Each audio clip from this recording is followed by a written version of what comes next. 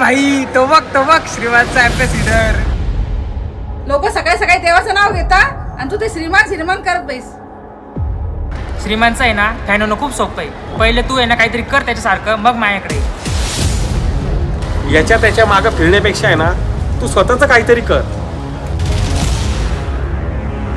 पण श्रीमान,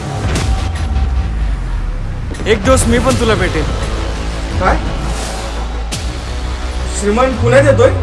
आणि एवढाही त्याच्या आरी जाऊ नको की तू पागल होऊन जाशील. तुम्हाला काय माहिती ना श्रीमान भाऊ काय माझ्यासाठी इन्स्पिरेशन आहे.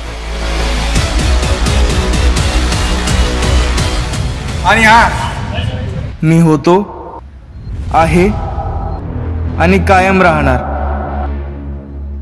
श्रीमानचा फॅन.